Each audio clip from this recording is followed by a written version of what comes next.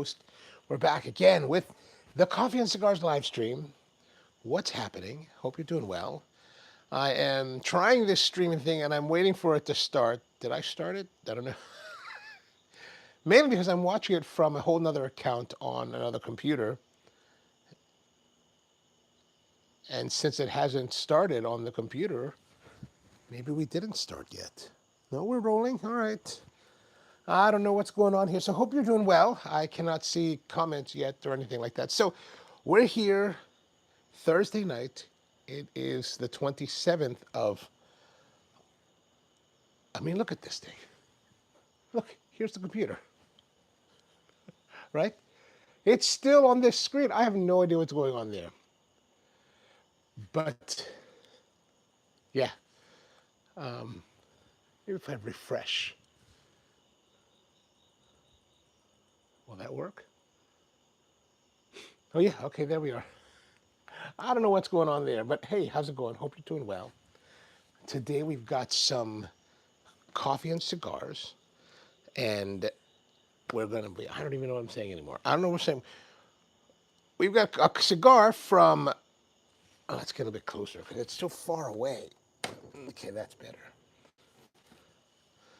We've got a coffee, a somewhat local coffee, and then we've got a cigar, not quite local cigar, but we're having those today. And yeah, gosh, all right. So, Tatuajev, 20th anniversary, Havana 6. We had the other 20th anniversary Black Label a couple episodes ago, 288, and this is 290. And now we're going to try the Havana 6. Now, the Havana 6 is an interesting one because the Havana 6 it's actually the 20th anniversary of the Havana 6. It is the 19th anniversary of the Black Label. So I guess it's just a way to do both at the same time. So two Tatuayas, two, stuff from Pete Johnson. And yeah, if you have questions, we have our coffee today. Our coffee is going to be one from Ceremony Coffee. It is a coffee, a cold brew canned coffee that, Mom, how are you doing? Good to see you. That I was gifted over the weekend, last weekend, when we were doing the Coffee Fest event in Baltimore. So there was an event we had on Saturday, which was a cold brew competition. So there was Coffee Fest Baltimore, which it was put together by my friend Sarah of Vent Coffee Roasters. And every year they do this event where they bring in a bunch of different roasters from around the area, and the roasters compete in a cold brew competition. You make a cold brew and you serve it to a bunch of guests, and the guests choose which they like the most. I don't even know what the results were, but we did one, and the guys from Ceremony were there, and they were like, they gave me a can of their iced coffee, their cold brew, whatever. I don't even know what it is. I haven't even looked at it. It's been in my cooler the whole time, and I've not looked at it yet. And so it's in the cooler, and we're going to try that. And then we're going to smoke cigars, and that's what we're going to do. So that's kind of what's coming up. How was your week? Anything interesting happened over the weekend? I don't even know why. I feel a bit like I don't know how to talk today. I don't know what I was doing. I was working on this table. I've been working on this table and I've had a bit of issues with it. So the table is actually over here. You can see it right there. It's a 30-inch walnut table. And when you're putting the panels together, you assemble it with these things called dominoes. You could use biscuits or anything like that, and you could use anything. But the problem is when you're using them, you have to make sure that you set them into the boards in a position that you won't cut through them as you're cutting the circle out of the square boards and reveal whatever you're using. And so I ended up miscalculating and I revealed one of the tenons. And the problem is that, it's a walnut table. So the walnut is very walnut, right? But the tenon that was inside it is beech. So it's like white on brown. So it's really, really terrible. Tony's with us. What's going on, Tony? And you could see it. And so I tried dyeing it with some translucent dye, and when it was in its raw state before finishing, it blended in really well. And then when I put the finish on, it was still fairly good, but you could still see it. Like if you looked, you could see it. And I was like, oh, this is not working. So I needed to finally repair it because I'm gonna deliver it next week or the week. Yeah, next week I think. So I did do the repair. It's somewhere here. I can even right now in the lighting I can't even see it. So fairly good job, surprisingly. But you can see where the finish is different, right? This is more polished and this is less because this is all raw wood today. And I just put one coat. These have 7 coats, so now I have to catch up with 6 coats of finish on, and I'll probably end up having to do another round of coat. I'll probably have to do 8 total just to make it sure it all like blends in together. But that's what I was working on today.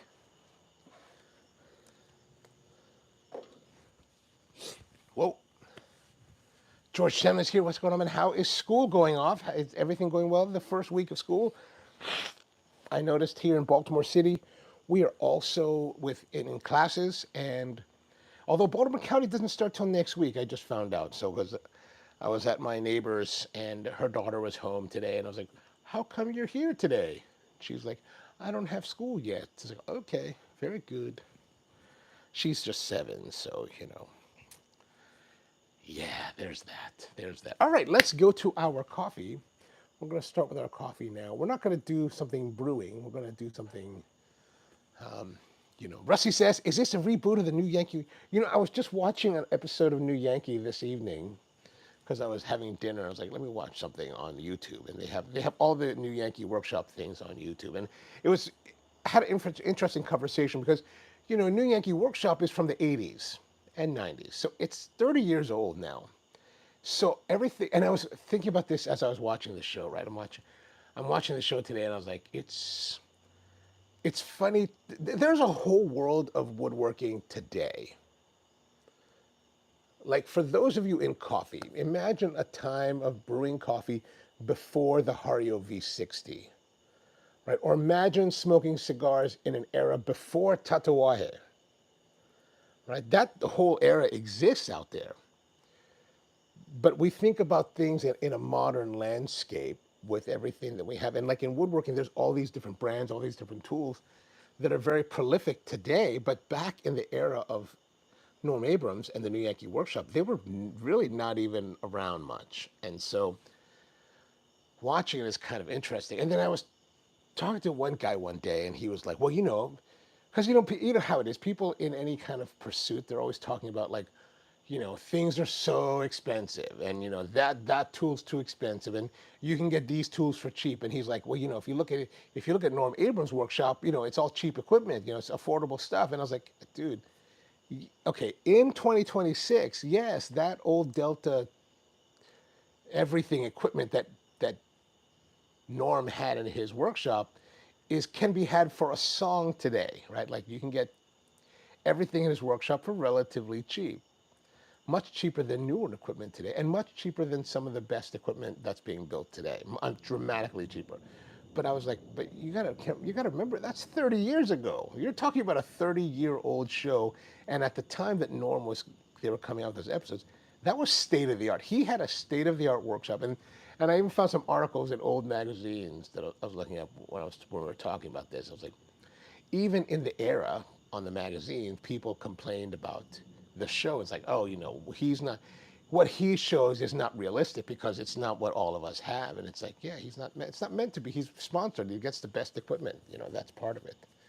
So I always thought that was kind of interesting every time I think about it. But I enjoy watching Norm.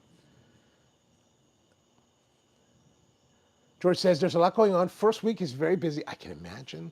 Last week you were telling us that you had to register a few new kids, and but now they're back in school and probably going buck wild. I love that. I love that. Like I said last week, there was a time when I thought maybe I should apply for a school teaching job, right? There was a couple openings at my niece and nephew's school. Why is this thing not running? My computer is not running, or at least it's not charging, so I've got to go check it out and see what the deal is. Oh, it's not plugged in, ultimately.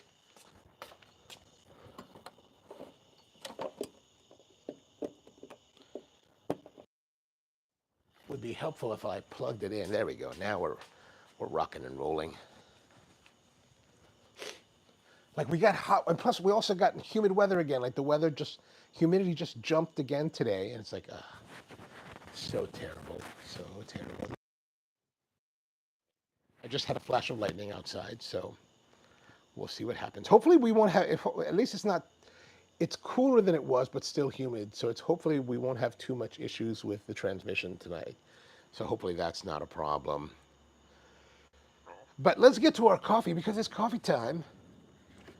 Since it's pretty hot, this cold coffee works pretty well and means that, you know, the problem with this coffee, unlike other coffees, is that since I don't have to do too much preparation, it's harder for me to burn time with it, right? I just basically pull it out of the cooler and it's super iced, right? So this is a coffee by Ceremony Coffee. Let me grab my glasses because really I can't see. So they call it the Nyeri, is that right? Seasonal cold, oh here it is.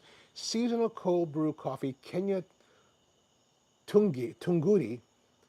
The Kenya Tunguri features different origins, Nyeri, I guess it's from the Nyeri district, and it has the varietals of SL28, SL34, Ruiru 11, and Batian, anaerobic natural process coffee. And it says here, coffee notes of blackberry, blackcurrant, and hibiscus. You know, hibiscus is a really popular drink in Mexico. Like you get the Jamaica, and I don't really like that. It's too, you know, to me, I mean, it's all right. I'll drink it, but I always find that hibiscus or Jamaica is very bright, and I don't quite enjoy it. So here's the thing: when you buy coffee like this, it's very easy to open, and oh, it's a metal can with a label applied to it, which the label actually has a texture that's kind of interesting.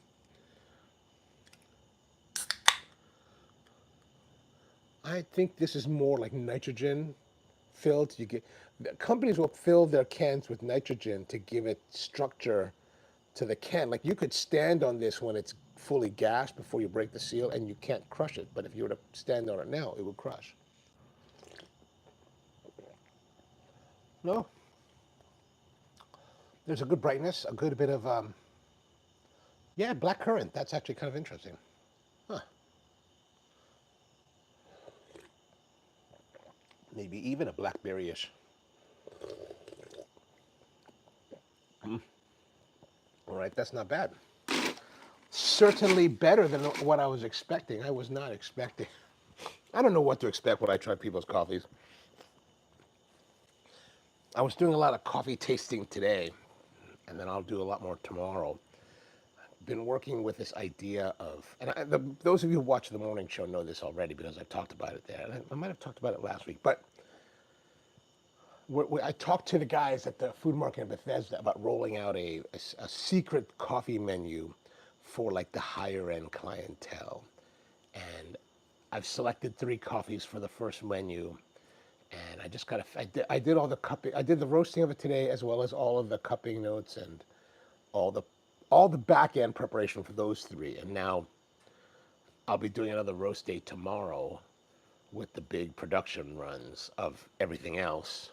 So I've got to take care of all that and taste the new coffees that we're incorporating into, which is interesting. Like I didn't think about this yesterday, but or this morning. And this morning's live stream, Mum will know this. The one of our viewers had asked me if we always, how many times we'll cup the coffees before we decide, or the maximum amount of times we'll cup the coffees, maybe before we get frustrated with doing all the roast profiling. And I said that, you know, sometimes it's just dependent on the situation. And tomorrow will be kind of like that. I've got a coffee I've got a whole bag of this coffee, and I'm going to roast the entire bag, sight unseen, essentially. Like I'm going to roast it the first time. And typically what I'll do is I'll roast the first batch of that coffee and pay very close attention to what I'm doing, everything about it. And then once I get a profile on it that I think will work, then I'll replicate it on the subsequent batches until we finish the whole thing. And then, you know, then we'll incorporate that into one of our blends. And if it really is terrible, well, then we'll really incorporate it less. right? Just kind of like hide it just a little bit. But I haven't had that happen in a little while, a week or two. So now, uh-oh. Oh, come on. I don't know if it's frozen on my end or if it's just frozen on, like I can see here, look at that. I don't know if you're seeing this. You tell me. Look at this. I'm frozen here. What if I hit oh, yeah, okay. That's my computer. This computer. See, this is why I stopped streaming on this, because this computer is 13 years old and it's just wonky as all get out. So I'm going to restart this, and I guess we're still rolling. So that's kind of what I've got going on, I think. And then, oh, that's right. I have a dinner to attend tomorrow, which means that I have to change. It means I have to shower and change. God, that's the worst.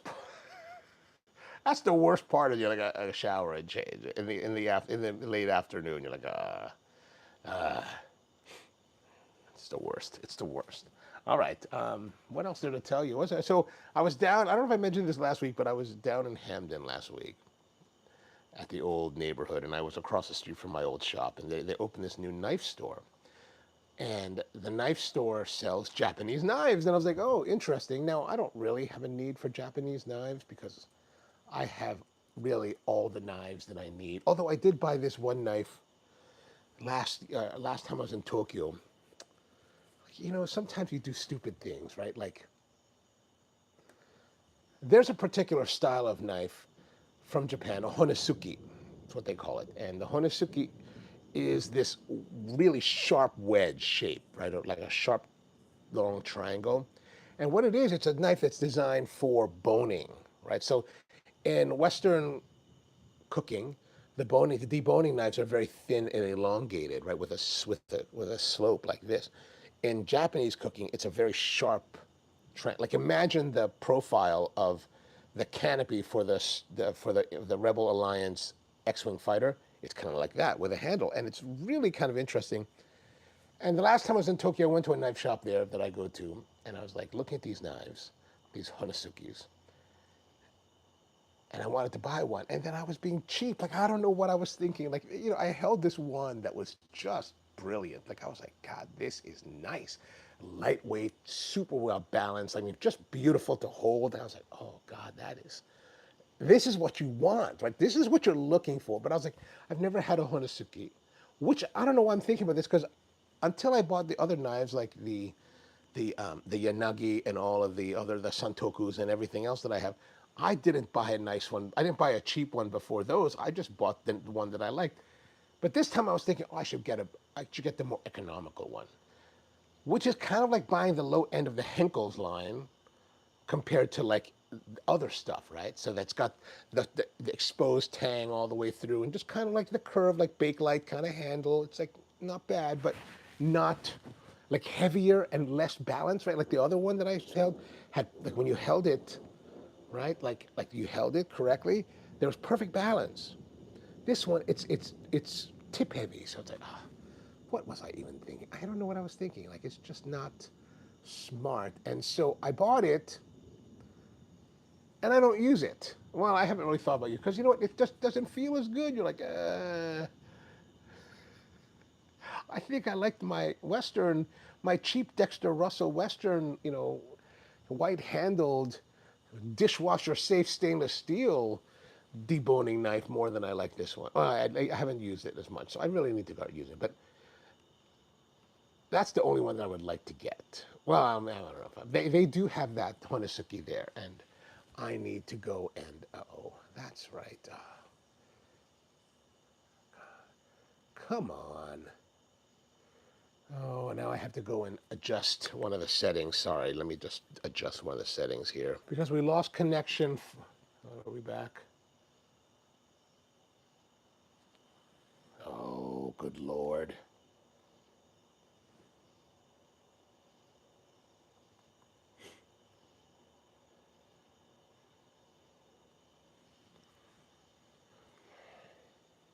Oh, I guess we are rolling. Okay, I don't know what's going on there, but looks like it's working because I can see it on this screen. And so you can even hear me. I'm going to mute that. Okay, so, oh, wait a minute. Okay, you got to turn that around.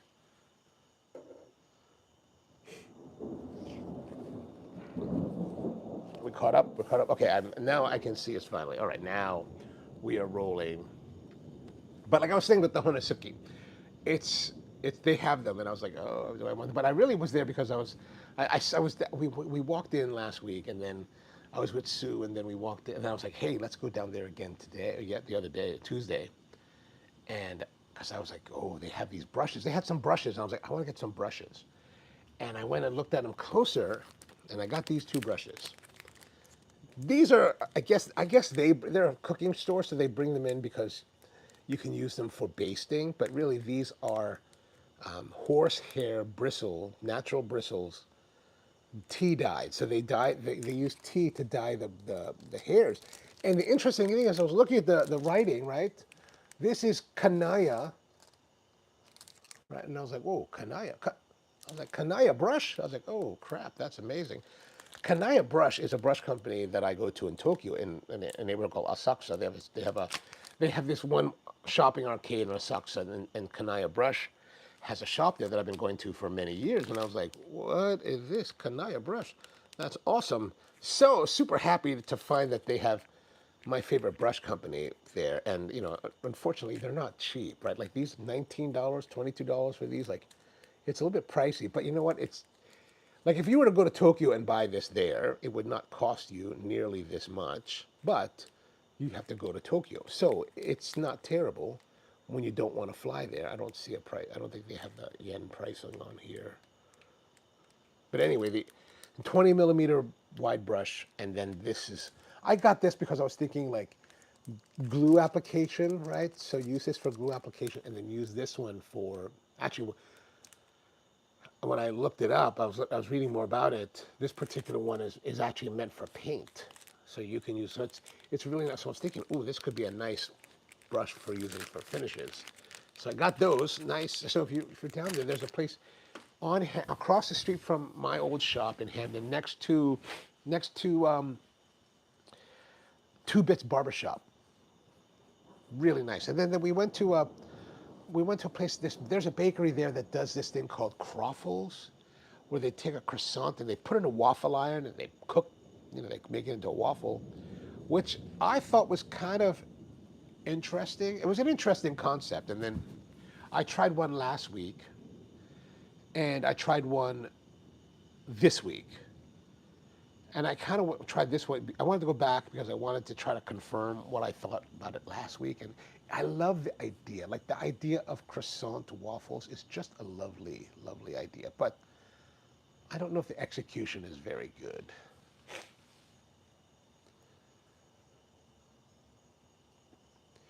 George says, I think if you do laptop, save everything to the cloud before it really crafts it. I've already downloaded pretty much everything that I need on this computer. And part of the reason I don't get a new one is that I don't use my laptop for anything intensive.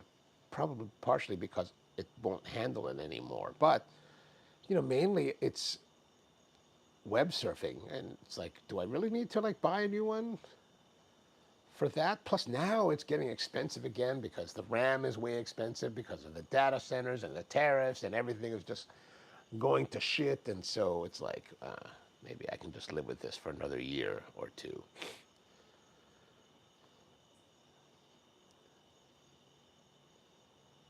Tony says having the Avowed Awakening Robusto 5x5 by 50 and a zero mug root beer. Oh, nice. I was telling this to Tony the other day. We saw him. It's like last week I got a cigar from him, and I got the LCA Count Chocula box press, kind of darker wrappered. And I smoked it here last week on my own, and I really kind of enjoyed it. Like I thought it was really interesting. I even thought for a moment that it kind of had revenge-esque characteristics. And I was like, if this is cheaper, this could be a nice stand-in for the Revenge. the box press, the Robusto size, nicer, like deeper colors. So I went back to the shop on this week and I tried another one of those Count Chocula's and hoping that it would have the same experience. I wasn't.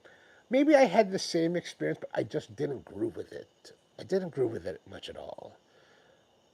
It was kind of sad. And then it was like $12.99 for the cigar, and it's like, I think that's more expensive than the Revenge. So it's like, that will not be a contender for a stand-in. Like I want a stand-in to be cheaper, right?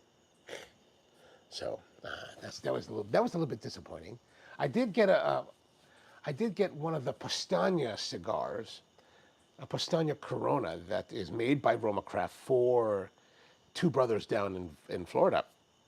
I met the guys. We hung out a bit at Weasel Fest a few years ago. Nice guys, cool enough. And we were hanging out, and I tried their cigars before I met them, and I don't know if I grew with. It's one of those cigars. It's kind. I wonder if it's like my whole thing with Tatuaje and my father's cigar. Like I groove with Tatuaje, I don't really groove with my father. So is it I groove with Roma, I don't really groove with Postania? I don't know.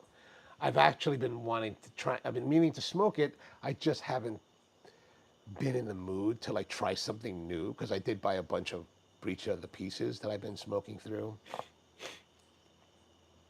So yeah, I don't know. I feel so like I don't know. I feel like in a different like mode today. Rusty says, George, we started this week too.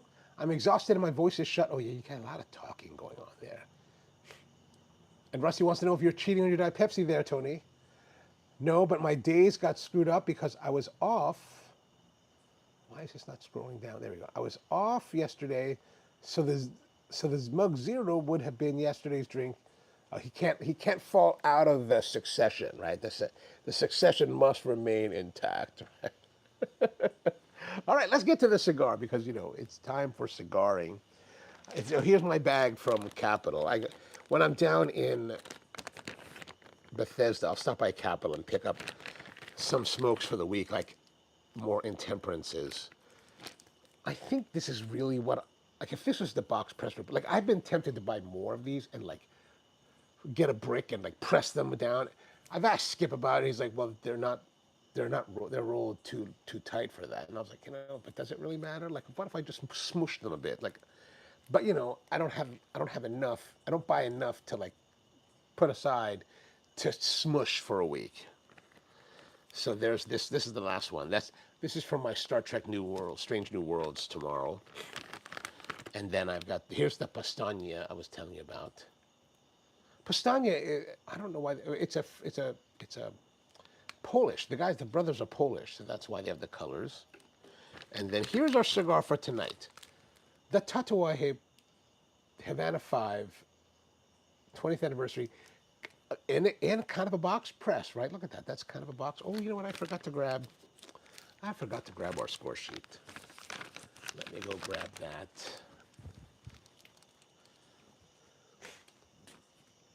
I think I'm just tired.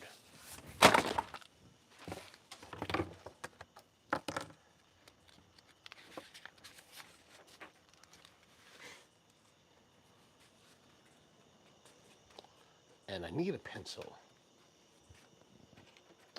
This one will do. All right, so let me know what you're smoking out there because I am curious to know what you're smoking, what you're drinking with the smoke. Are you outside? How many of you are outside? Because it's kind of not so nice out here, right? This is episode number 290. Can you believe that? 290. We have been hanging out on this show for over 5 years now, right? Since 2020, almost 6 years. I think it'll be 6 years soon. Tatuaje Havana 5 7 6 Havana 20th anniversary. All right, excellent. So we're going to take the cigar out.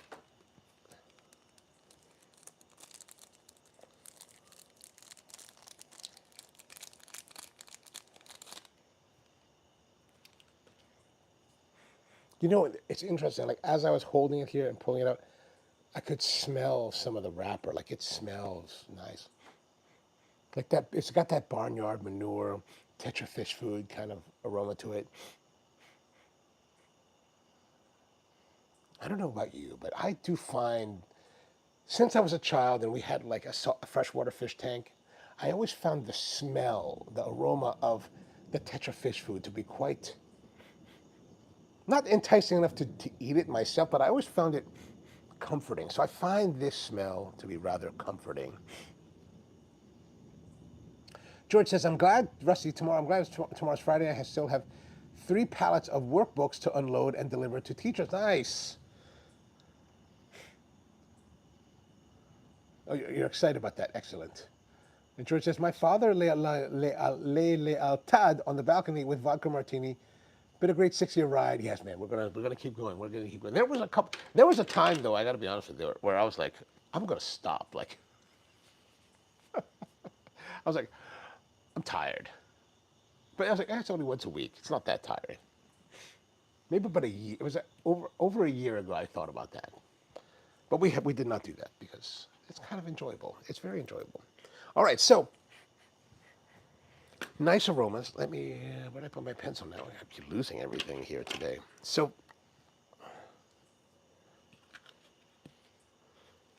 kind of right about there. Okay. I kind of like the fragrance on it. Like it's got a really strong forwardness to it. We're gonna cut our cap off with our.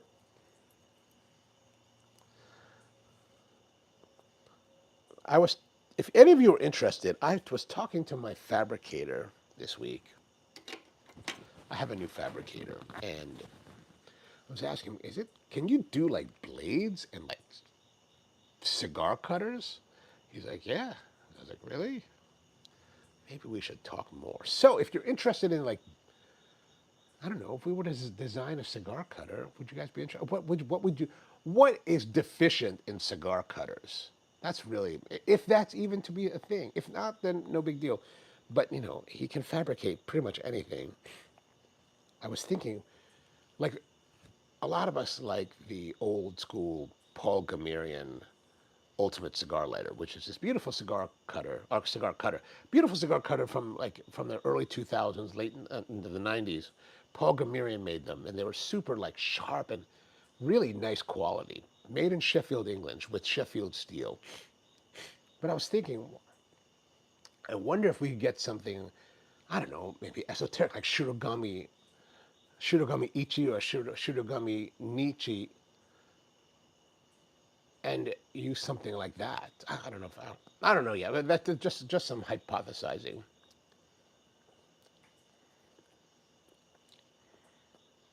The cold draw, oh, interesting.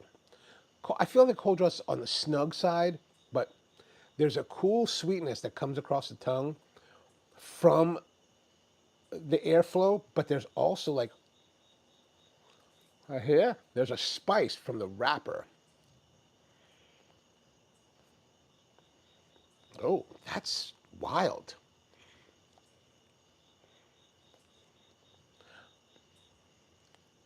Oh, that's really good.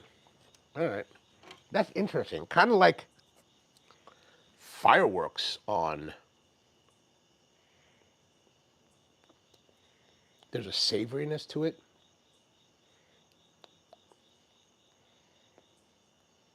There's a spice. There's savory. There's sweet coolness on the draw. That's really an interesting. Like it's enticing. It's like, oh, let's taste. So let's light and taste. I've got these. What are these? These are Uo, Uko, Uko, 1971 version Uko Longbourn matches that Brian gave me. Thank you, Brian. British made, I think. I think that's what George said one day. I think it is. And nice thing about these, they're beefy. Like look, these matches are beefy, beefy, beefy. Like they are robust. I like sometimes you go to places and they get these like long matches and they're super thin and they break all the time. It's like, or they don't have enough phosphor or whatever this stuff is, not phosphorus anymore, but whatever this lighting thing is, so it kind of like and then goes out. You're like, what happened to that? And easy to light. That's why they go on these.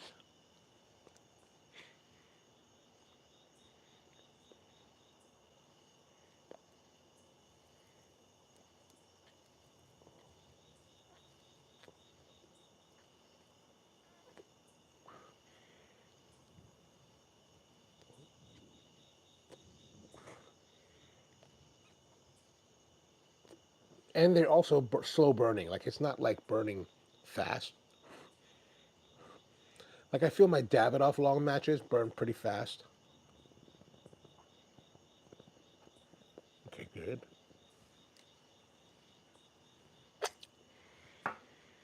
Now the the cold draw had a bit of spice, so you're expecting a little bit more forcefulness when you light. It's actually not very forceful. It's surprising. I'm surprised that it's not more forceful. It's got warm tones. It's got nice body, but it's not heavy. Right? It's not this huge hit that you're taking on some like with some cigars. It's kind of coming on, like just kind of. It's got good power, but it's not powering. Right?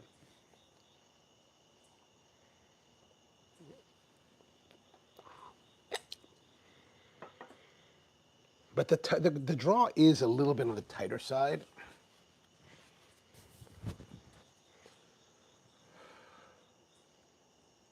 Gosh, this thing is bothering me.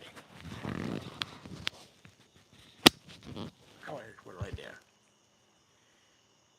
That should be pretty good, right? Sound wise.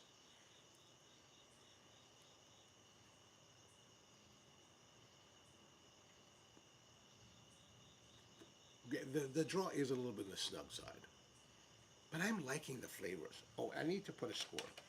I think the fragrance of cold draw very strong start. I'm going to give it an excellent 9, mainly because it just kind of was surprising.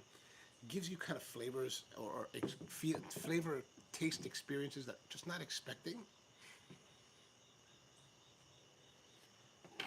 I'm not using the workbench today. I'm just sitting on a chair and I've got everything kind of like around, so there's not convenient places to put everything.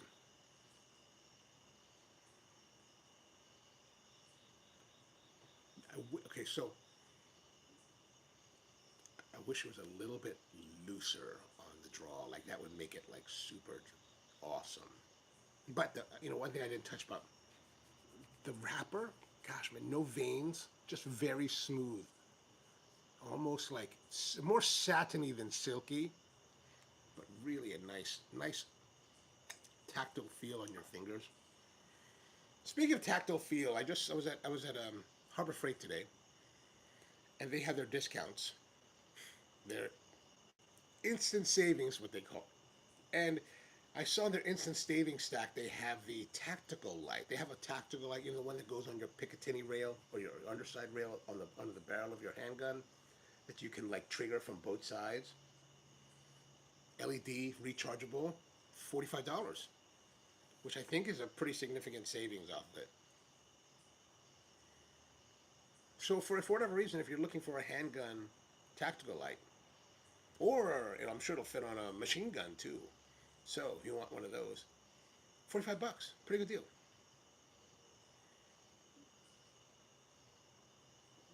Oh, and Bud, they have that. You were looking at that, I don't know, body lever set. That's on sale with their super coupons for $5. So if you want to get that, you can get that. That is a pretty good deal. Well, I know you were looking at it the other day when we were hanging out there. So I'm coming through on a little bit on the low side, so I might want to move the mic closer. Or move the mic closer. There is no place to go. I guess I'll just put it back here. I'll put it closer to the sternum. That might be a little bit all right.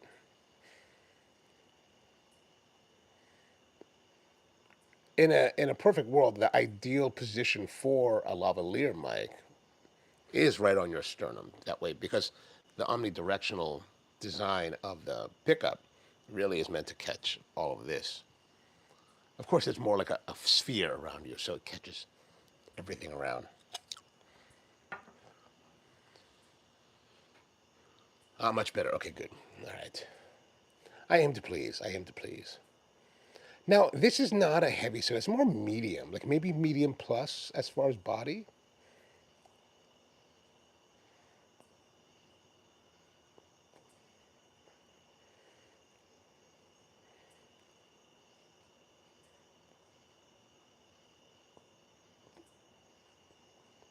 Like, I don't know if you guys have been out the last couple nights, but this week it was kind of chilly. I was really kind of surprised. I was like, oh no. Is it already getting cold? It's only August, but no, we're still in the middle of summer. And the problem is like these shirts, these older shirts that I have that are like actually too big for me to begin with, they just sag so much now. Especially whether you're wearing these mics. It's like,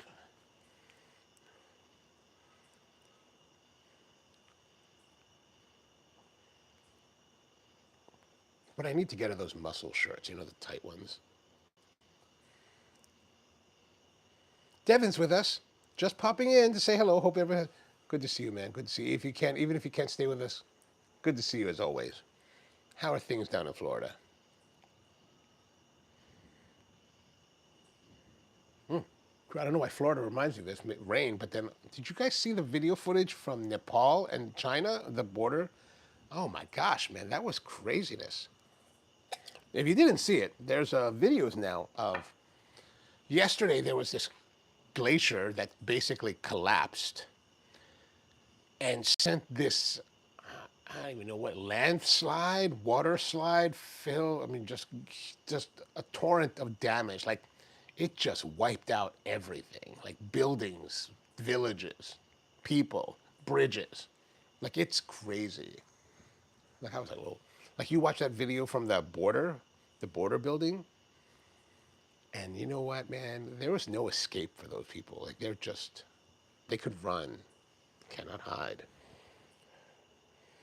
Kind of reminded me of the videos from Fukushima in 2011 from Japan. You see these people and like, I remember this one dude. He was like in the fields driving, and he was like he turned around and was trying to get away from it. I don't know if they never showed whether he did or not, but I was like, God, man.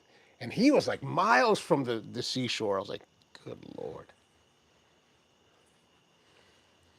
You're just lucky if you're able to like get out of those kind of things or be in the right place at the right moment, be that you can escape.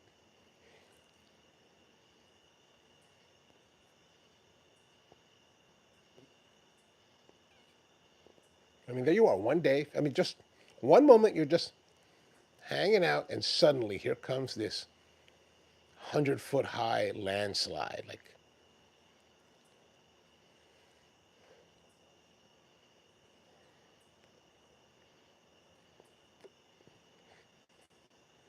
so starting off, pretty nice. Like, it's pretty nice.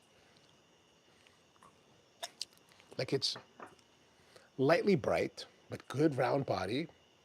Just, I pleasant spice. You know, like we always talk about Nicaragua, or people talk a lot about Nicaraguan coffee cigars being very peppery spice. It's not maybe just a little bit of black pepper, but more like a rounded spice.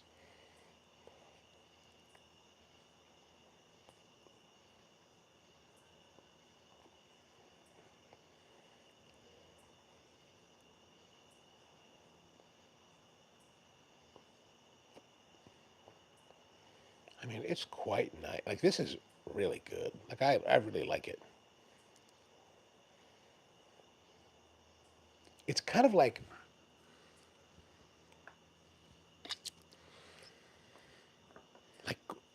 classic Tatuai. Like what I tend to like about Tatuai. Like just got nice flavors, tobacco. Spice. Good body, but nothing overpowering. Like it's just balance. Balance. It's balance. Now, you guys are more Tatawai, some of you know more about Tatawai than I do, right? Like, especially about the history. But there's this red label. There was a white label, too, like this, right? Which one was that? Do you recall? Like white with red lettering, kind of like how the 20 band is, but just the regular Tatawai style.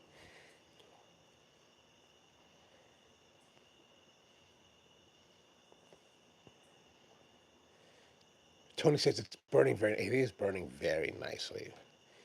And George says, fresh, clean threads, great t-shirts. Oh, fresh, clean threads, great okay, I'll go check those out.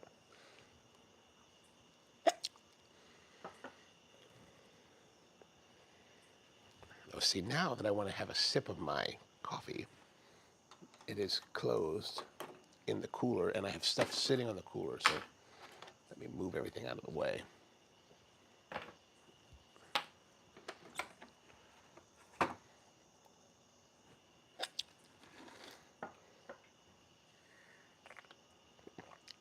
I gotta say, there's something nice about this can because this label, this purple part, actually provides like some texture to prevent slipping. That's kind of well thought out.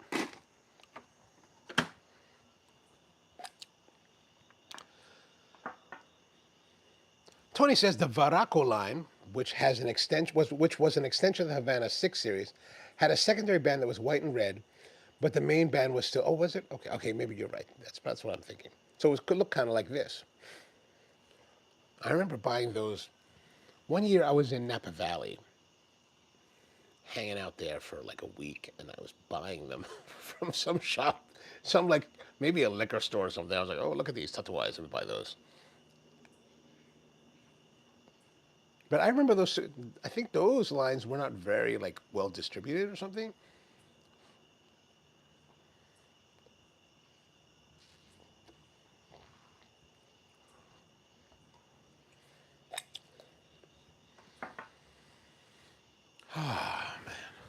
Oh, Veroku. Okay, there we go. Oh yeah, Veroku. Okay, yeah, yeah, that makes sense, man. Do you use a lot of AI? I've been using more AI more and more. I have used it enough that I decided to pay for a subscription to ChatGPT. And I'm very much against subscription stuff, but I was like, okay, that's what I've been using it enough that I will pay the money. And I gotta say, it's been kind of helpful. I was writing a proposal the other day, and I was like, ChatGPT, help me out with this. How should I format it? And it showed me all the formatting. I was like, oh, okay, good.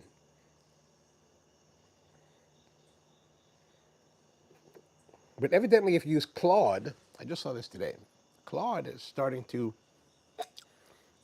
embed some kind of code into its service that will, like a watermark, that will identify that the content was assisted by Claude AI, not necessarily generated. Like, and that's the thing that some people I was listening to were talking about. They were upset about this because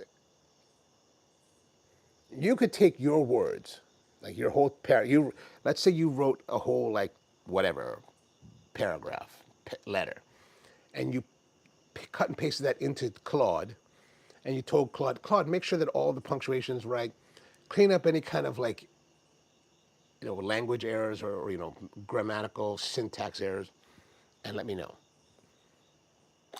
So even if you did that, Claude would stripe it with this watermark, and it's a watermark that you wouldn't see from the naked eye. But if you were to, but in a computer setting, the computers will know that it had been run through Claude. And I think it's probably because institutions are probably complaining about students having their term papers written in Claude or ChatGPT. So I thought that was kind of interesting. I was like, just means you got to write it longhand separately in your Microsoft Word instead of just cut and pasting it. Which is what I did for my proposal. I was like, I'm just writing because I like the writing part because I want to write it so I know what the content is and I can like format it the way that I want to format it.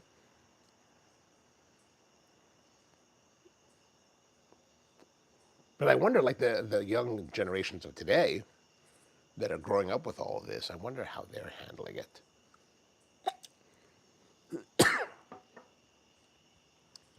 Like the young kids, like my niece and nephew, they could do so much on their phones. Like they feel very comfortable working on the phone for so many things. Stuff that I would rather go to a desktop because I would rather have the layout and the control and the bigger keyboard.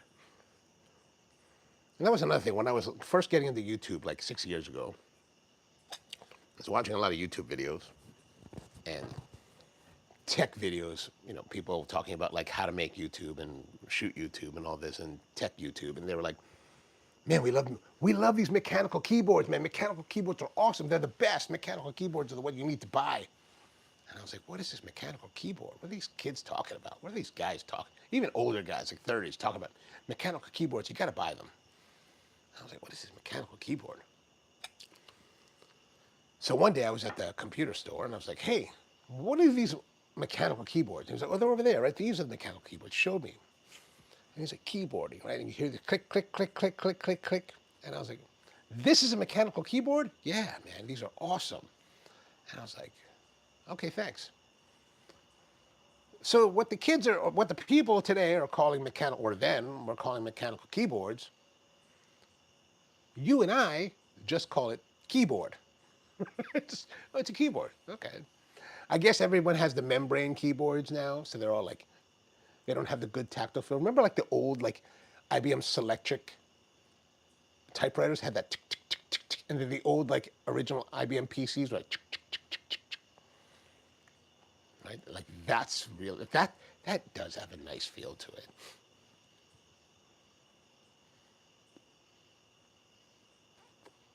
Like these cats are so into it. Like they have keyboards now that that the part, right? There's a mechanism. There's a mechanical mechanism inside here that goes up and down. You can actually take those out and replace them with other versions with, I guess, other resistance, and then you put your own key on top of it. It's like, wow, I just call it a keyboard, man. I don't know the difference. I gave one to my nephew. He was like so excited. It's a gaming keyboard that had like lighting underneath it. Look, it was actually pretty awesome. I was like, he was like, oh, that's awesome. And I was like, oh, you can have it. Oh, really? He's like, yeah, yeah, yeah. Thank you, Uncle.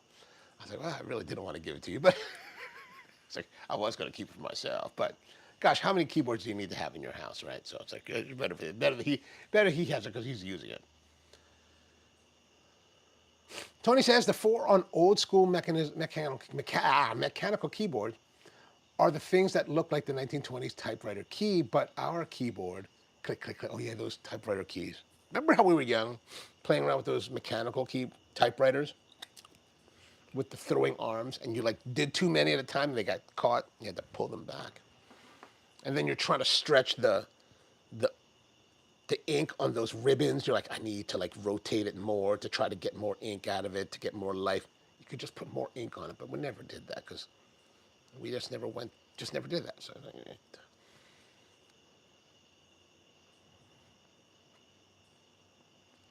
but I always thought those IBM Selectrics with the ball head, they were awesome.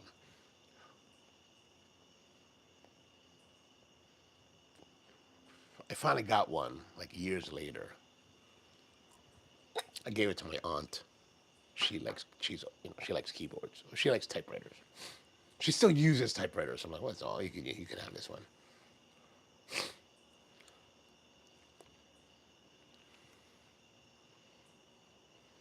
So the cigar, man, it's smoking really nicely. I'm really liking it.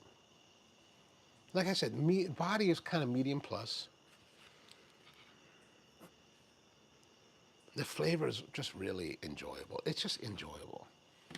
Like I think this flavor, like let's presume this flavor lasts through the whole cigar, like in a relatively consistent way. I think I would find this blend to be relatively enjoyable throughout, even if it wasn't hyperdynamic. I'm saying this now, early on. I could be wrong. Maybe in like an hour, I'll be like, okay, I've had enough of this.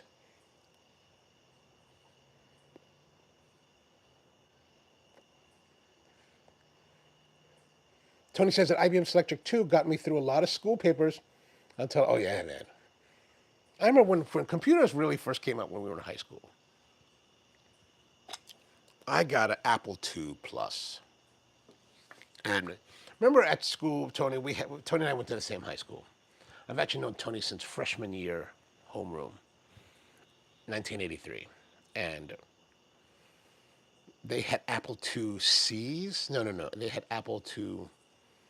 What was after the 2 Plus? Whatever Apple was that. Whatever was the Apple II Plus, they had those. And I remember they had Apple, whatever Apple Write or whatever it was called. And for years, like for like the longest time, I didn't understand how to make capitals because you would like type in it and it'd be all lowercase. And then one day somebody showed me because you couldn't just press the shift key and hit the button and it would change it. Just that, for whatever reason, I don't think that worked. Then one day somebody showed me and I was like, oh, remember it highlighted on the screen the letter that would be capitalized. I was like, oh. Then I started getting better grades on my papers.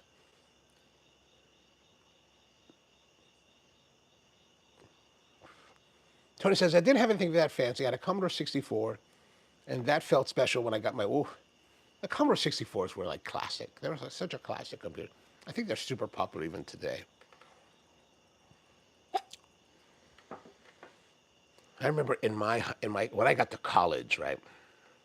We had a computer lab at college, and the lab had dot matrix printers, but they also had a laser writer.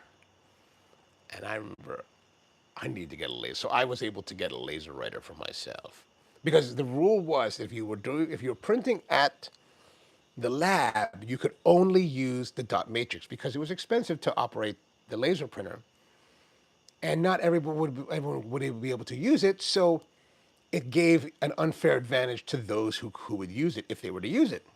And I was like, yeah, unfair advantage. I will take that unfair advantage.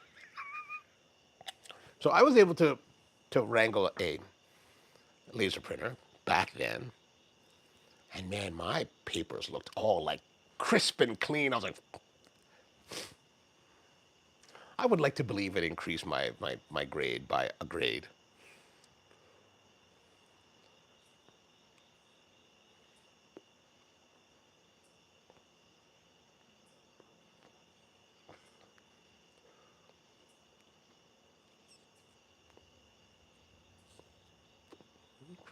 Looks like we had some rain, but not too heavy. And I guess not enough to like lower because sometimes you get the rain, it lowers the humidity. I don't feel that happening.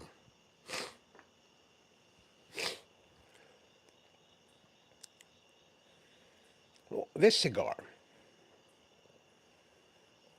I'm finding it not to be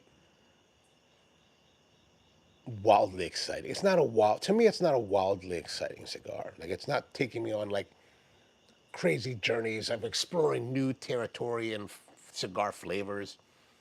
It's just like an old trusted companion just rolling with you, like like I'm a Tatuai smoker, so familiar flavors that are welcome and just reassuring. Like it's just solid cigar smoking enjoyment for me.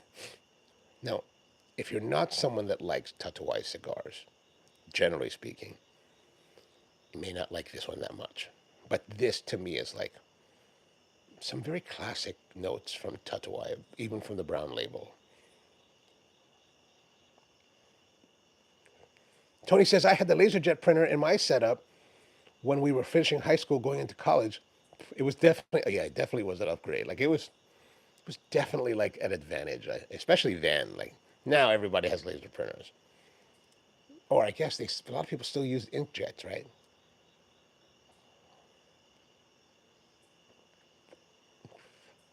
But I think inkjets, man, that's the greatest scam out there is the inkjet. All those inks go drying up. Very frustrating. It's like my fountain pens, right? I have these fountain pens and I've got like water-based inks. And I love these inks that I have. I have these inks from Japan that are just the right shade. Like I found this just the right shade of green that I like to use for my writing. But if I don't use, but a lot of the pens that I have are not, maybe they're not the highest quality. They're just decent fountain pens, but like they dry out, and it's like I don't get to use them as much. I've been using more pencils lately. Like I'm in a pencil phase.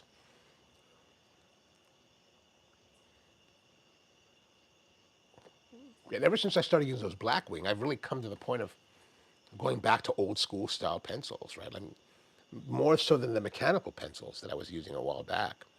This is not one of those Blackwings. This is just another Dixon Tickon.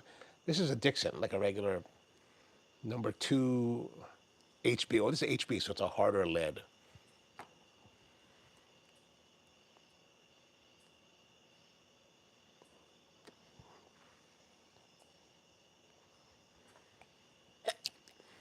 Like I think this Dixon was before the merger. I have a bunch of because I went to art school, right? So in like 1988, I was in art school, and so I have a whole bunch of pencils and like all this stuff from art school. And Dixon later or now I think it's known as Dixon Ticonderoga. So this is Dixon is from pre-Ticonderoga merger era.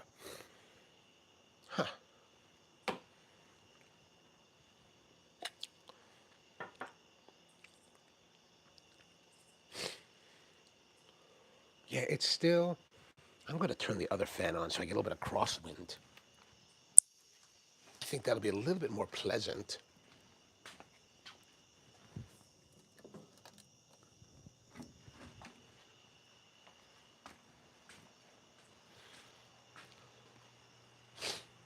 You can see I've got all this walnut behind me, right? These walnut boards. I picked them up yesterday because I decided that for the new shop, I decided that instead of trying to buy cabinets or whatever that I might need, I'll just build them. I got the technology now to build them, so I might as well build them. And I was thinking most people build cabinets out of plywood, and I've done a lot of that. But I was like, you know what? I want to make it a little bit nicer, so I'm going to make it out of walnut.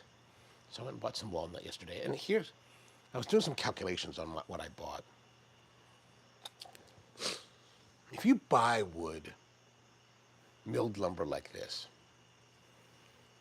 it's pretty It's kind of pricey, right? This walnut will run you anywhere from like $7 to like $13, $14 a board foot, depending on the quality of it. Like I've got this board over here. I'll turn you around for a second. You can see it like there. This cherry board that's right there. You see that cherry? I don't know if you can see it, but it's got this figuring on in the center. Like it's gorgeous. I wasn't even planning on buying cherry. I bought that because I was like, dude, that looks amazing. Now, cherry in modern times is relatively affordable. It's not. I mean, it's a lot cheaper price because for whatever reason, not many people want to use cherry. I don't know. I don't. It's not as popular. White oak, very popular. Walnut, very popular. So if I go to a mill, a hardwood dealer, somewhere 7, 8, 10, $13 for the board per board foot. And like I've been very spoiled these last 2 years because I work with this local sawyer, and it's now to the point where I just go to him and be like, I want to get these, and he calculates it and it's like, here's the money, here's the price, and I give him the money. It's like, thank you. And then later, like today, I was calculating how much did it cost me, really, right? So when I break it down into the board foot cost, it's $3.85. I was like, what? $3.85. That's how much I paid for it. I was like, so like I'll go to places and they'll be like, oh, this is how much our price is. And we're very competitive. Like, oh yeah, that's very competitive. Not for me, but very competitive for everybody else.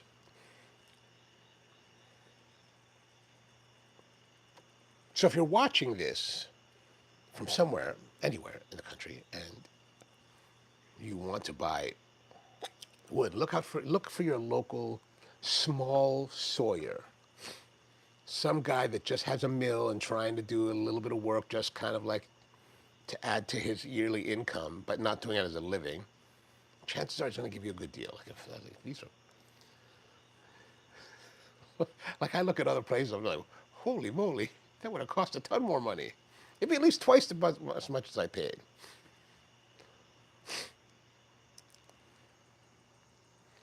Tony says, I've been using a slightly fatter barrel Dixon that I got at Lowe's, ooh, nice. And George says, the heavens have opened up in Ellicott City. Humidity, it hasn't dropped here. So, maybe it's feeling a little bit less now. Maybe it is, but not so much.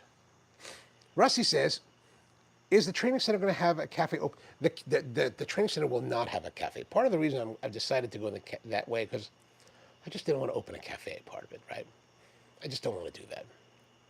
But happily, I ran into one of my old baristas over the weekend at the event. She's excellent at latte art and milk science. So she was like, hey, I could teach classes. I was like, yeah, you could. Let's talk.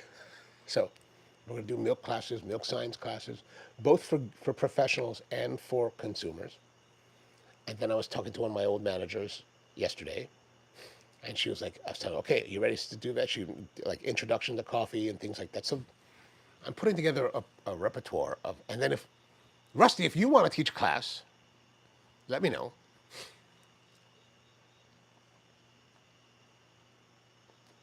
Actually, if you want to teach class in anything, let me know. Maybe we can figure something out.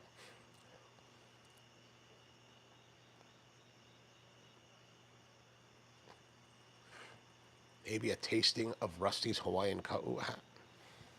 I'm glad to see your mom's place got their power back. That's great. I haven't reached out to your sister much at all this week because, well, yeah. Those who may not be familiar, last week, the big island Hawaii was hit by a tropical storm Lala, which, man, wrecked the crap out of it. Like, they got beat to hell. Like, one of my good friends from college is a Catholic priest. He actually is the priest for Rusty's mom in their district. So he lives in the town of Na'alehu, and Rusty's mom is in Pahala, and they're towns next to each other, separated by a road by a few miles. The road between the two is wiped out, so there's no way to get back and forth. The town of Na'alehu got hit like brutally hard. Like, my favorite bakery there is a place called Punalu'u Bakery. Destroyed. Not to the level of Nepal, but like pretty bad. Like, they're totally shut down. Who knows when they're going to reopen? I'm just like, wow. And I even messaged my friend, the father. I was like, dude, you all right? He's like, it took him like a week to message me back. I was like, yeah, you can message me whenever you want, man. I realize you're in deep, deep, deep problems. Like, he's been, helping the people of the town and working with like the charities, and he's even been working with World Kitchens, WCK.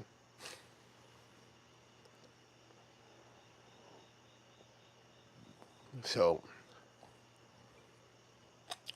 yeah, it's been a little bit crazy there. Rusty says you should have a practice area for baristas who want to compete. That's a good idea. That's a good idea. I was thinking about, doing a class where those who are interested in becoming judges or baristas, competitors, can take a class in preparation for that. Like, I wouldn't certify them. I can't certify them now, but I wouldn't be certifying them, but it would be a practical preparation so that when you try for your certification, you can get it done relatively easily.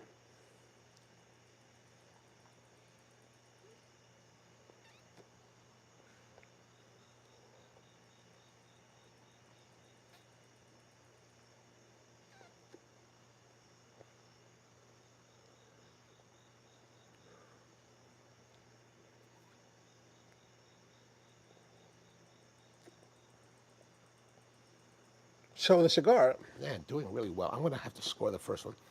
A little bit heavier right now. Like, I feel like there's a little bit more, maybe the best way to describe it, a little bit more tar, but not like in a negative sense. All right, so body, I'm going to say 9. Flavor, I'm going to say 9 as well. So excellent so far.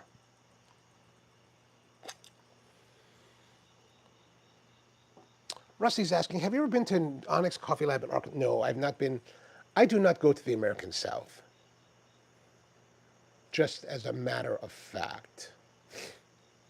I don't, I've never, unlike a lot of people, I've never thought the American South was safe. Like, they hung people there. They put them up on trees. I'm just not that interested in going to that part of the country. Yeah. Yeah. My cousin sent his son wanted to go to school in Mississippi. So he had been going back and forth to Mississippi.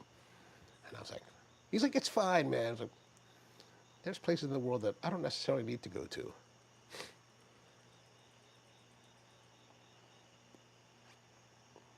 He was like, Mississippi's great. I said, dude, they made a movie that burned. They called it Burning. George says the elevation of the mountains in Hawaii are troublesome with tropical storms. They enhance. That is terrible. I mean, living on Oahu, like you could like my school on Oahu is on the what we call the windward side, and so there are these very dramatic 1,000-foot cliffs there, and it's very picturesque. But when it rained, man, you could see all these waterfalls would form. You're like, whoa, there's a lot of water falling down. I hope it doesn't come our way, but it never did. But we never had that kind of torrential downpour there. Like that was.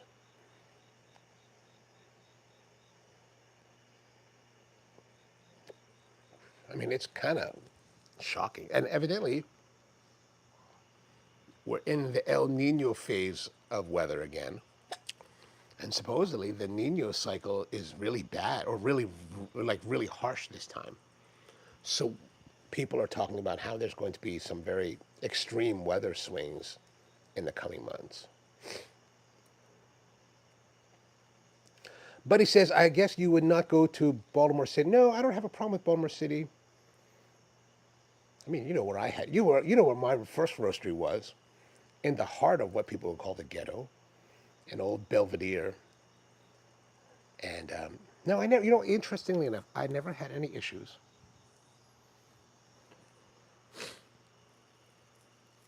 But then again, black people don't have a history of stringing up people on trees, so that's a big. In the South, that's a big pastime.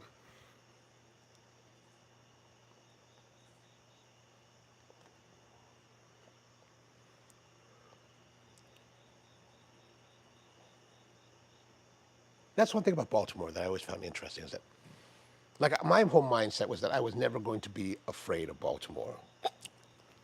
I think it's very easy to fall into that trap. So I would equally go down to Brooklyn Park as much as I would be willing to go to Cherry Hill or even over to Union Square on the east side or Sandtown or even down to the Shake and Bake area on Pennsylvania Avenue. So I never had a problem.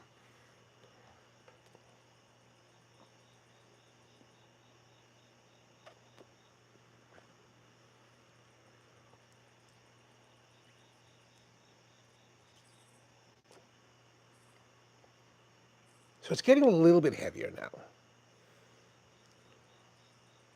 and slightly harsher. Not necessarily badly harsh, but definitely a little bit harsher.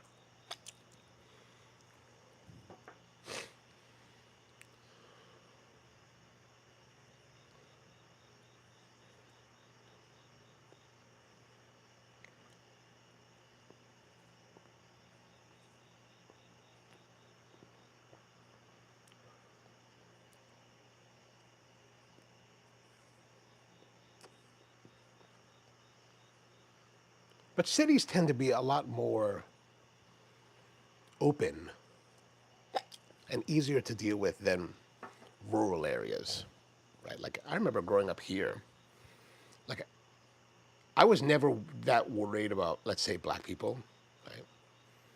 I was always more worried about the rednecks and their trucks because they were always like looking to try something. It was like, hey chink or something like that. It's like, and that's here in our area.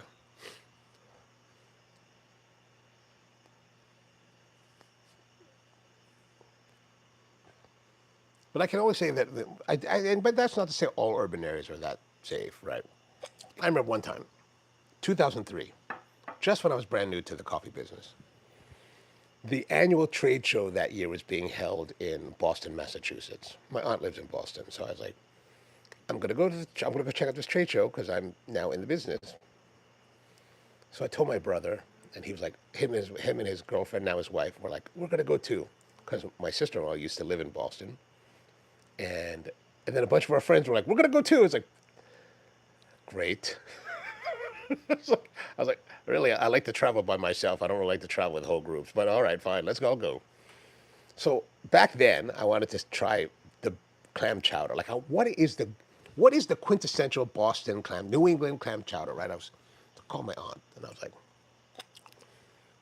hey, can you find the great clam chowder? And she's like, I asked some friends. They said Legal Seafood. I was like, okay. Back then, we had Legal Seafood here, and I was like, let me let's not go to Legal Seafood. I can go to Baltimore Harbor and get Legal Seafood.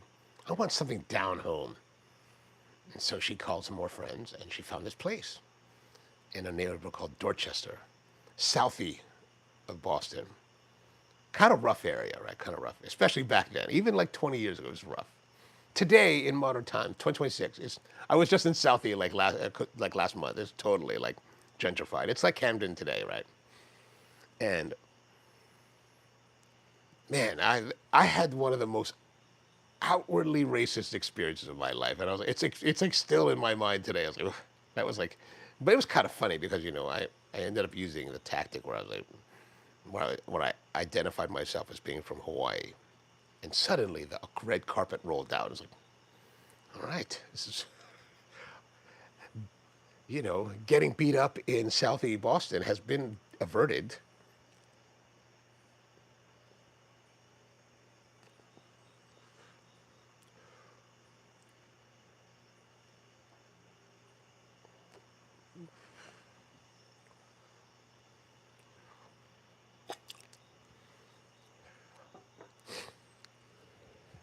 So it's everywhere. Like you get people everywhere that's going to give you a little bit of issue.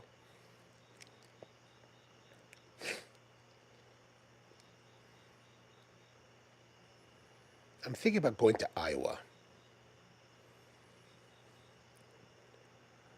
Like there's this event on Labor Day weekend. I don't know why they schedule Labor Day weekend. That's like the worst time to travel, right? But I was thinking about going to Iowa Labor Day weekend, and I was like, it's expensive. Like flying nowadays is very expensive. I looked up the flights on United, and I know some of you might be like, oh, what about Southwest? I don't fly Southwest, right? And it's like $750. Like $750 to Cedar Rapids. I was like, okay, we're not going there because you spend $750 just to fly there. Then you still got to rent a car to drive to. It's like the place where the event's happening is like almost an hour from Cedar Rapids, and I was like, I would like to go. So I was like, if I go, I could drive there, right? It's like 950 miles to drive there from here. I was like, I could do that in 2 days. Like you could do it in one day. It's like 15 hours. So if you really wanted to hardcore it, you could probably get there in like 17 hours with minimal stops. But I was like, what if I went there, did 2 day drive, like drove one day, drove 2 days and arrived there, and then stayed for 2 days for the event, and then made my way back. I'm thinking, I don't know if that sounds crazy. So if we do that, then that'll be next week, right? That's next week. So next week's show will be on. Will if I do that, next week's show will be on the road.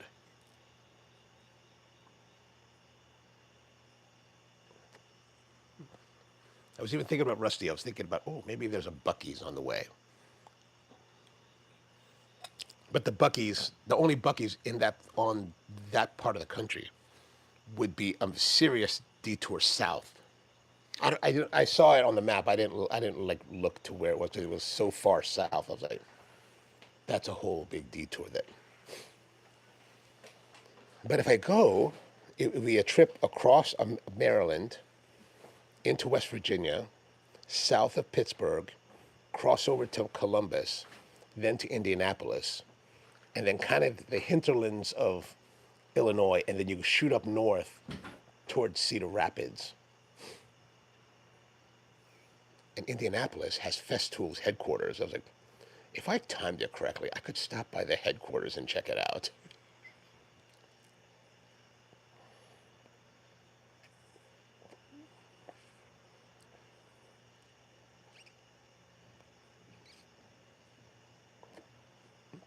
And all of you know that, a lot of you know that I spent many years on the road, traveling by plane to different places.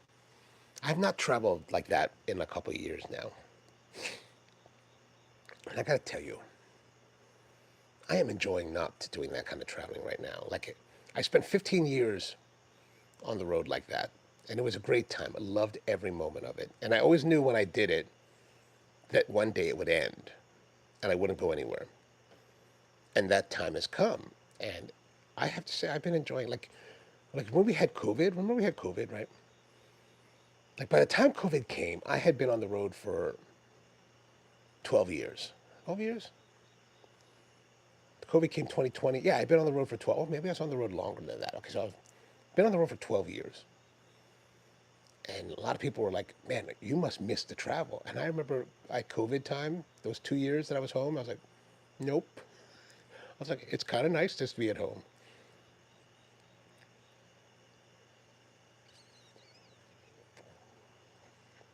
Because there was one year, I calculated it up after the year was over, and I had been away for, I think, 166 days, which was more than 6 months on the road. I was like, wow, that was a lot. That was a lot.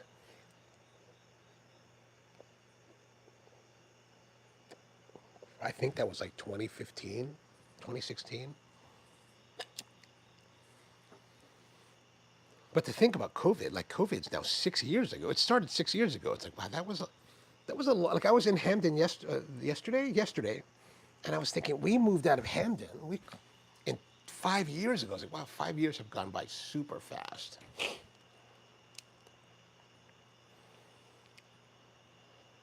I don't know about you, but life just goes by faster as we get older. Like it's just rapidly dwindling. Now, I was a little bit depressed not too long ago, earlier this summer, because somehow I was introduced to this woodworker that was out there in the world. I might have told you guys this before, but a guy by the name of Benji Reyes. He's a woodworker out in the Philippines, in Manila. Very unique style of woodworking and design and art. Who reminds me of other American woodworkers like George Nakashima, Wharton Esherick, Sam Malouf, people that have very distinct vision and styles. Like a lot of people in American woodworking are very much into like Shaker, Federal, Queen Anne, this old school stuff, right? Traditional kind of European woodworking, which is beautiful work. Like I know a guy down in Atlanta, Brian DeJong, and that guy is like prolific. Like he's amazing. I'm like, dude, you like make, and he's making projects like I was talking to him the other day. I was like, dude, you make more projects in 2 days than I can get in a month. And I'm like, I don't know how you do it, man. And I know this other guy, Bill Pavlak, who's like the lead guy at Colonial Williamsburg. And he does amazing work. I'm like, God, this is amazing. But like, this guy Reyes, right? He's like, has this unique style. And I was kind of like, he's not too much older than us. Like maybe he's like in his 60s. And I was like kind of depressed because I was like, man, this guy has a very unique style, distinctive voice. And I was thinking, you know what, man? I don't think I have enough time left on this earth to develop my own style in that unique a fashion. It's like I'm gonna die never having made anything really great. It's like, oh, this is really depressing.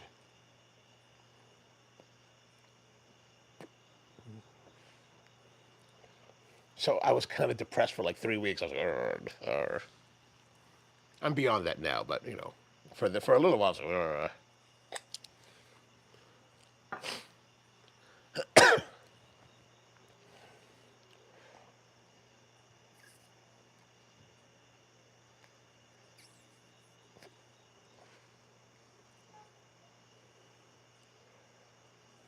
The cigar now is getting a little bit of brightness to it. So there is some dynamism that's happening.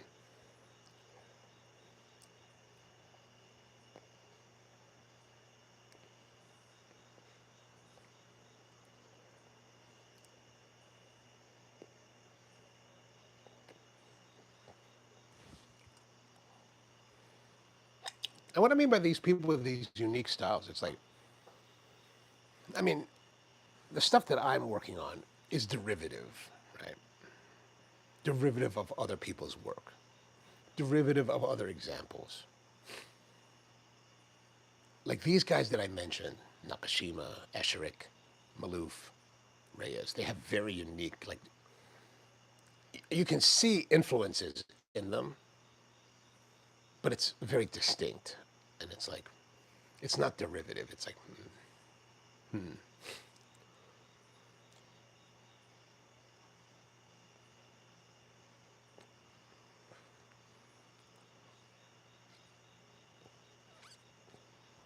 like I was talking to a friend of mine the other day. He wants to be a furniture designer. That's what he's working on. He's developing his own stuff. And he was like, and it's interesting because like in the coffee world, what we create in coffee and in cuisine is very ephemeral. It's really stuff that's just for the moment. It's beautiful. It can be beautiful. It can be unique. It can be everything that you seek to express, but it's very ephemeral. It's very temporary. It's a very short, narrow window. Whereas in this furniture idea, like he's talking, I'm trying to think about like how I can design so that the pieces can last 200 years. Because there's examples of furniture pieces that are hundreds of years old today. So it's like it could live on beyond our time, right? Now that's a very rare thing, right? Even in the world of furniture, it's very rare. Like most furniture is trashed at some point. And then a lot of furniture, like if you go to like places like the Restore, you can find old pieces, maybe 100 years old or more. But the identity of that piece has been lost to the annals of time. Like it's gone. Like whoever made it, who knows?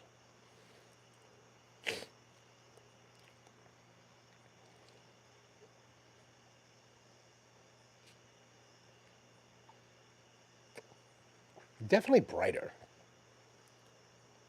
That's interesting. Like that spice, that kind of familiarity that had been for the first two thirds, has really given way to this brighter expressiveness to the cigar.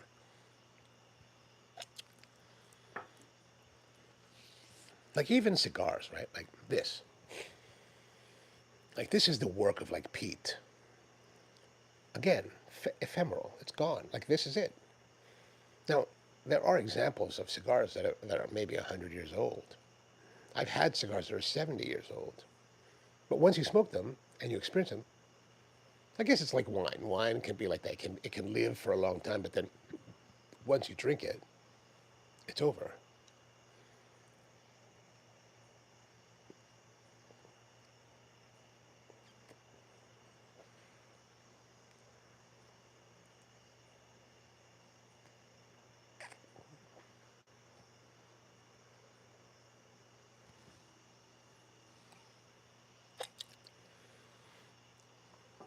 What it really means is I just need to get to work more. Right? It's like I gotta work faster. It's like, oh, we got a lot to catch up on. Like right now, I'm working on these sawhorses, and it's taking me days and days and days to get it done because I'm going a very like arduous route to it.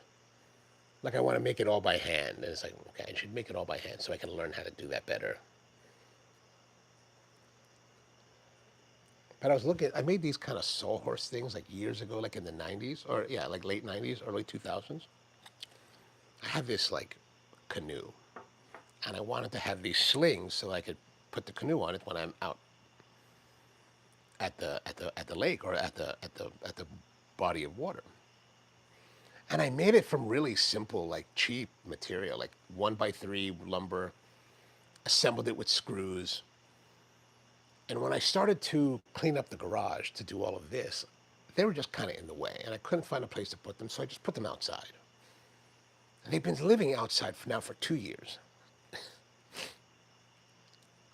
And they're right by the door, so I see them all the time. And they're in the sun, exposed to everything, and they look almost as good today as they did the day that I put them out there. And I've been trying to figure out what coating, what finish I put on it, because I'm like, that finish is rocking. It's like barely indestructible. Like I did this table that I put outside, made of choice material is not very smart, but I made it out of maple, walnut, and cherry, and that thing is like sun washed and like cracking. It's like it's looking pretty rough now, and it's only been out there for like 3 4 months. So it's like, gotta work more.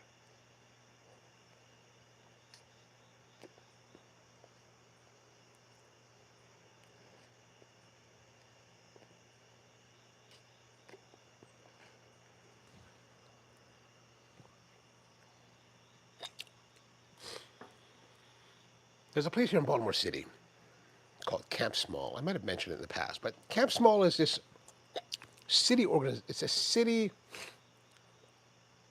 organization. It's a department of the city.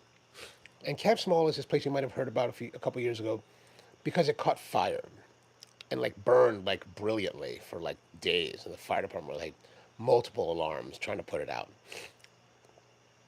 What Camp Small is basically whenever the city or any contractors working in the city takes down a tree, like a tree falls, they cut the tree, they have to take it to this Camp Small place where they process it.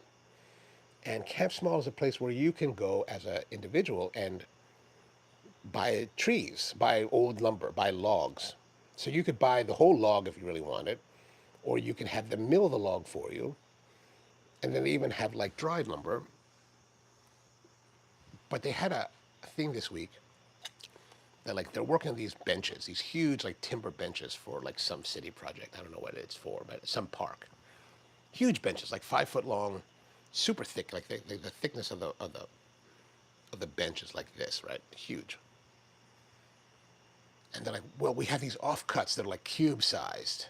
If anybody wants them, they put this on their social media. If you want them, come down and get them. So I went there yesterday.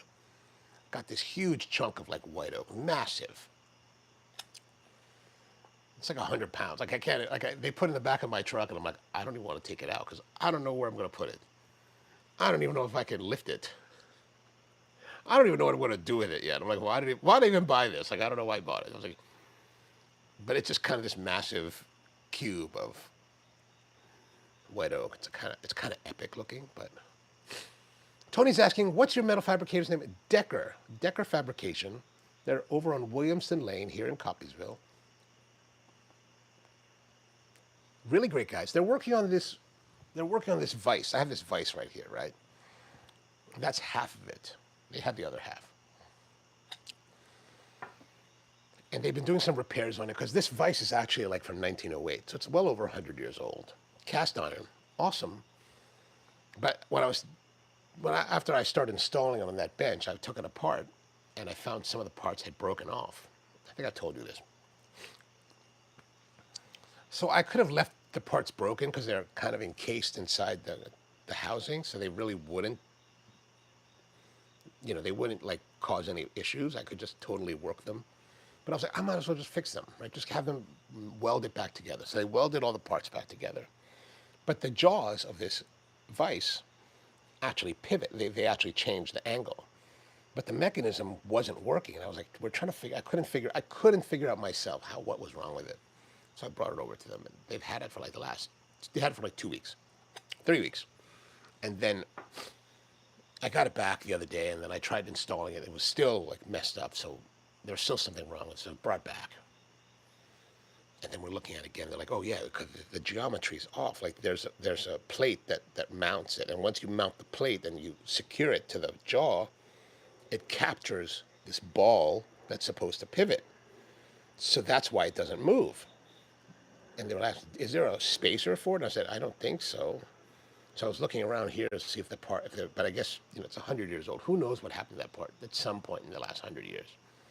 So I was talking to them again yesterday. I was like, okay, what can we do? It's like, well, we can fabricate a part for it that will space it and give it the pivot room. And so they're working on that now. But they're really great. They're really friendly people, very nice, very knowledgeable. Like they're doing all kinds. Like they took me on a tour the other day. Huge facility, CNC type of mills and lathes and all this, and then they even have manual. Like I used to work on an old Bridgeport vertical mill in California years ago. They have one of those. I was like, oh, the Bridgeport, love the Bridgeport. But yeah, I think they can do it. They're working on there's a brewery somewhere in Maryland that they're working on these big benches, steel benches. They're kind of wild looking. I was like, that's kind of crazy. And they're actually, Tony, you'd like this guy, but they're working on a project right now in the shop where they got one of those huge oil drums, right? Not draw, but the oil tanks, the elongated ovals, and they put a lid on it and a counterweight so you could easily open and close it, and then they put all the internals for the barbecue. It's kind of epic work. I was like, and of course they're fabricators, so they can fabricate anything. But I was talking to Jeff the other day. I was like, so what about these? Because I remember we talked about this the other week about cutters. I said, hey, could you do cigar cutters? He's like, yeah, we can do that. I said, maybe some kind of. He's like, yeah, that's something we. I said, he's like, yeah, but the more you do, the cheaper it is. And I was like, oh yeah, would 25 be even worth it? I don't know, 100 would be.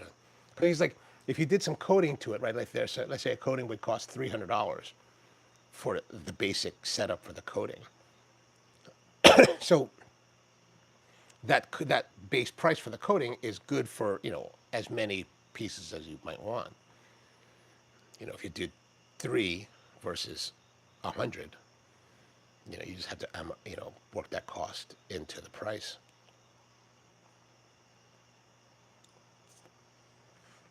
But Jeff's been at it for 30 years, so he's fairly well experienced. Mom says, I'm still in Florida now, and I drove down, so I know you can do that drive. I've seen a lot of Buc-ee's. Oh, there's definitely a lot of Buc-ee's in the South. So when you went to Florida, that's probably close to the 15-hour drive from New York. Do you do that in one go, or are you stopping on the way? I remember when we were young, we went to Orlando, I think at least once or twice, and we drove. And I remember one time we drove. It definitely took us 2 days to get there. But I hear now you can get to Florida in a day. One of my good friends, he's got a house. I think his house is closer to Jacksonville somewhere. He's like, yeah, man, I just drive down in a day. I was like, really? You can do that? I thought it takes 16 hours to get there. But Iowa, that's a good. I mean, Google says 15. I was like, and Google would tell me 8 to 10 hours to go to Boston. It definitely takes me closer to 12 because I like to stop and visit places.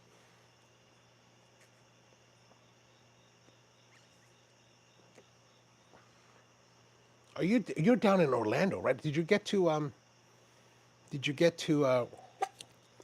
Jeff's place, Corona? Did you get to Corona? And I remember you were saying you were going to go check out the Tampa area. Have you made it there yet? Oh, Mom said you stopped off in Charlotte for a couple of days. I should stop off in Charlotte. I have a friend one of my friends from Seattle owns a coffee company there called Zoka. Evidently he opened a chain of coffee shops in the Charlotte. He wants to retire in Charlotte. So the last time I talked to him, which was now maybe 4 or 5 years ago, he was like, I'm opening places in Charlotte. I was like, what? Really? Why? Why would you move from Seattle to Charlotte?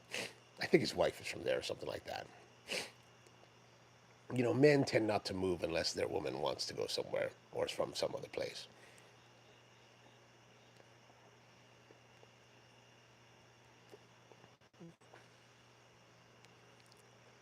Yeah, the brightness continues. I'm enjoying it, but it is definitely a change. I think though, like the second third, I think was very consistent for the first third. And I don't think that like the tonality of the cigar has changed in this third, but I don't think the qualitative aspect of the cigar has changed materially, meaning that it's pretty much the same. I'm still enjoying it, even though it is different. I don't know. What are you guys going on this weekend? Anything good? Anything interesting? Mom, when do you plan to come back? Like, how long are you there for? It's like,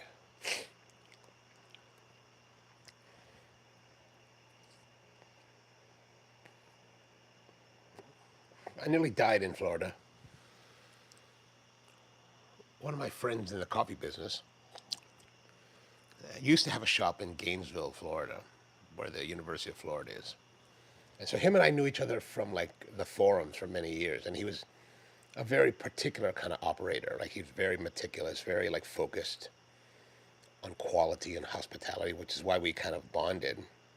So I wanted to go check out his operations before we opened Hamden.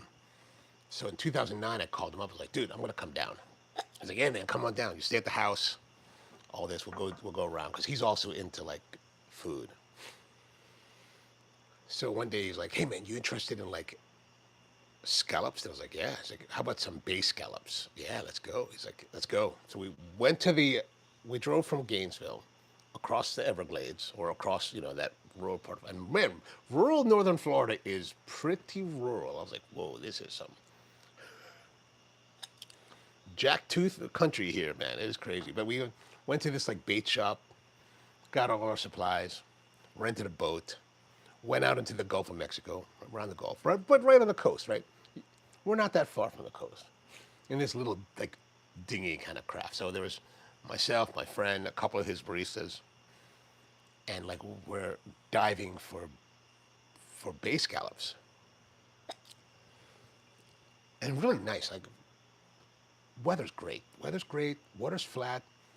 The depth at that point was maybe 7 feet, 7, 8, maybe 9 feet at the most. Like it was really shallow, and we're like maybe 100 yards from the shore, so it's fairly shallow. So I jump off the boat, snorkel gear, and I was like, oh man, there's some scallops. You basically you look down, right, and you could just see the scallops. The scallops are like this, right? They're huge, and they're just kind of floating or kind of on the bed in like the grasses. You just kind of like see them, and you just dive down and grab them. And you pick. So I grabbed I had got like four of them, and then I realized, oh man, I left my bag. You carry a mesh bag, right? I left my bag on the boat. Now the boat's anchored, so I got to go back to get to my bag. So I got these four scallops, and I'm paddling back to the boat. The boat is like maybe, I don't know, 50 yards away by this point, and I'm paddling towards it. Paddling, paddling, paddling, paddling. I'm not getting any closer, right? I'm like, what is going on here? The boat is anchored. Why am I not getting closer? Like, I'm not getting closer. I'm thinking, so I'm starting to think that maybe for whatever reason the boat is like pivoting on the anchor, but the shore is still to my right. It's not moving, and I'm just paddling towards this thing, and I'm paddling for a good 15 minutes, not catching up to this boat. I'm like, what the hell? And I'm starting to get tired. Like I'm tiring. I'm not getting tired, right? Then I notice, right? It's starting to get dark. Here comes a squall. It's been a beautiful day. No weather forecast was clear, but here comes a squall anyway, right? So here comes this squall, and I'm like tired. And when the squall comes, the waves start to get a little bit bigger, and I'm way tired by this point, and I'm like, I'm a little bit scared. I'm a little bit tired, a little bit scared. I'm starting to really get tired. like enough that I'm like, oh man. So this one dude, one of the baristas, young guy, he's a young guy, sprightly, and he's like swimming along. He's like, and he knows the squall. The squall's coming. He's like, hey man, you all right? You doing all right? And I'm a guy, so my default reaction is like, yeah man, I'm good. I'm not good. I'm tired. I'm getting ready to drown at this point, right? I'm like, I'm gonna drown here, right? And he's like, you all right? And I was like, no, no. Come over here, man. Give me a hand. So he kind of stayed with me, made sure I didn't go under, right? A squall comes, maybe like 5, 10 minutes of this squall. It was like the waves are crashing over us, and we're just kind of like waiting. Luckily, it passed, and then he helps me swim back to the boat. We finally catch up to the boat. Turns out the anchor wasn't probably set. So while the reason that I could never catch the boat is that, let's say there's a 3 knot current. Well, I'm pacing the current. The boat is being dragged at the same pace. So that distance between me and the boat is never closing. And I'm like, that's why I never, I was like, oh man. I was like, thanks, dude. I was totally about to drown. I was like, because I remember I was in there, I was like, in the water at one point, I was like, I'm gonna die here. I'm gonna die right now. This is like really, I came to Florida to die. I was like, this is bad.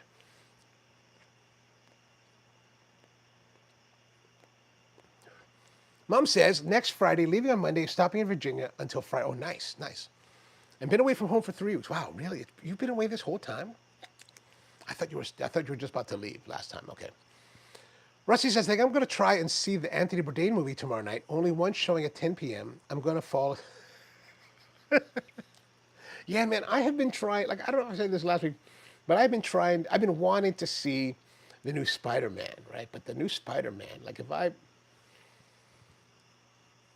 I don't want to go in I mean, I would like to go in the daytime, but there's just not enough time in the day to do that. And that my cigar's gone out because I'm talking too much. But I keep thinking about going at the night show, but the night show is like 10:55, and I'm like, man, that means I'm gonna be there till like 3 in the morning. I haven't gone yet. I would like to see it though. Who plays Bourdain in that movie? I saw some videos on YouTube, just the thumbnails. I didn't click on it, about Eric Ripert. And those who are not familiar with Eric, Eric is the chef of Liberta Dunn in New York City. Very fine dining, seafood-oriented restaurant, one of the best in the country. But he was like very close friends with Anthony. I've met Eric, really nice guy, but I know I saw something where he was talking about it, but I didn't watch the video. Have you heard anything? Have you heard much about the movie? How good it is, or what? I'm like wasting my matches now.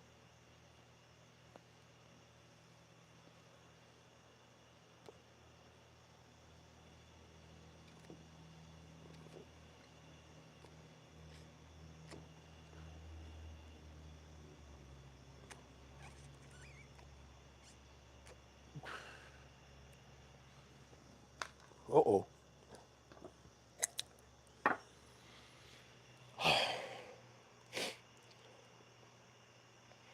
Yeah, the problem with those movies, right? Like if you go at 10 p.m., it's not starting till almost 10:30, so it's like,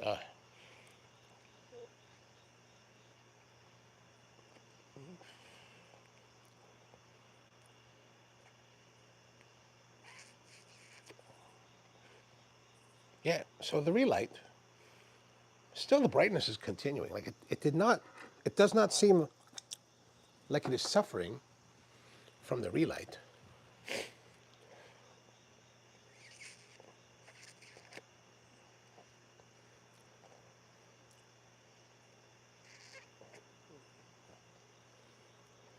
I'm curious about something. Like, I don't know if I've asked this up before, but especially this summer, right?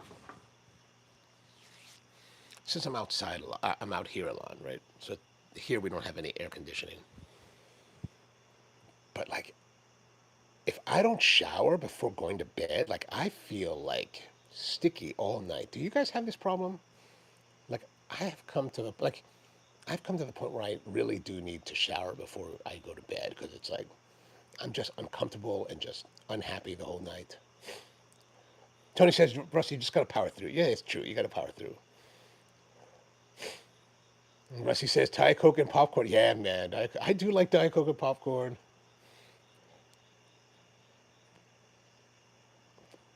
In Hawaii, I learned, when I lived there, I learned that people in Hawaii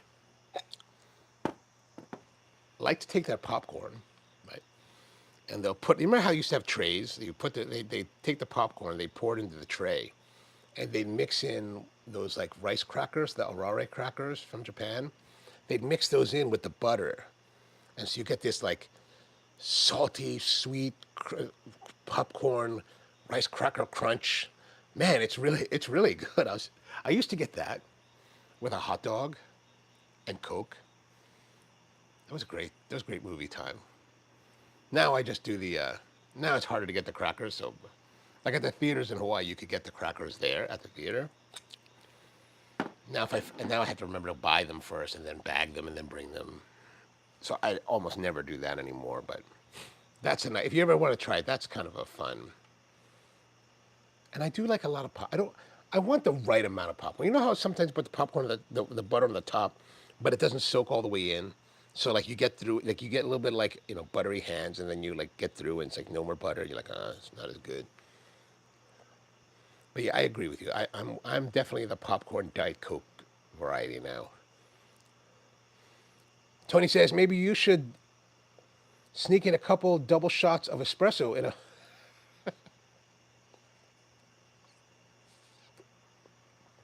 I still think when it comes to movie theater food,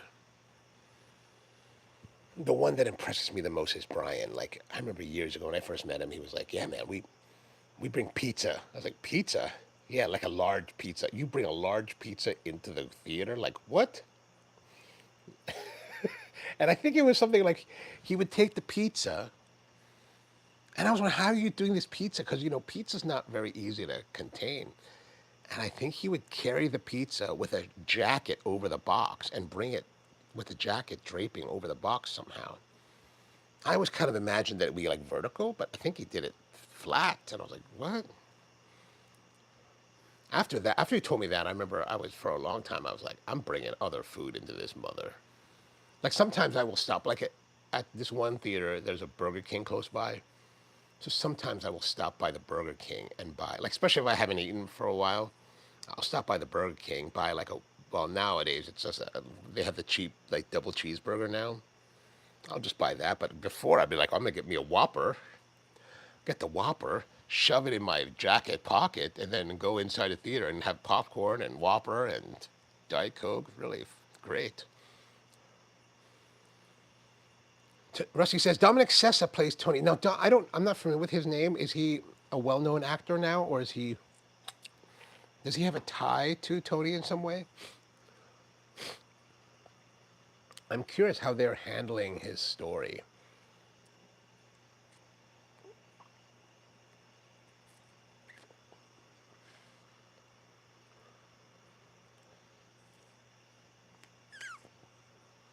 And speaking of dead celebrities, like I'm sure you guys have heard about Hayden Panettiere. Like, have you heard if they've revealed it's just drug overdose? Is that right? I mean, it's such a shame. Like, these people like Panettiere and Bourdain, they have reached such levels of success and have so much troubling them. It's like, wow, it's kind of a shame, really. It's like, wow, man, that you can achieve so much but still be so troubled. I feel bad for them. Like when I was younger, I thought it'd be incredible to be famous, like a celebrity. I really liked that idea, right? And then I went to go work in the movie business, and worked with a lot of celebrities. Some were very large, like very well known, famous. Some were not so famous. Some were modicum of famous. And working in that business and with these people made me realize that I would never want to have that. Like I would never want that. Like The wealth is great, I'm sure, but and the adulation probably is a good thing to a certain extent. But man, to see them, it was like I remember there's this one actor. We're shooting the movie Replacements, the replacement with Keanu Reeves and Gene Hackman, and one of the actors was a comedian. At the time, he was fairly well known, but not super famous, just kind of known. And he would always want to joke with everybody, make jokes because, and then after, on a movie set, when you're one of the technicians, when you're below the what we call below the line crew, right? There's below the line, which is most of us, and then there's above the line, which are the actors, the directors, the producers. You're an actor, you can kind of do whatever you want. You're below the line, you have to do your job and you have to be good at it. You have to be focused. So everyone's trying to be focused, but these actors, some of this one, always wanted to joke around and have the attention and adulation, even amongst the crew. And it's like, after a while, I was like, it's a little bit tiring. It's like, we got work to do, man. We can't just be like hanging out. And I realized with this guy was that, and it kind of made it clear for me, was that a lot of these actors, something is missing for them, right? That's why they have this need for the adulation. They need that to feel whole. And I was like, wow, I couldn't help but to think that it's a little bit sad. It's like your whole sense of self worth is based on how much adulation you have from others.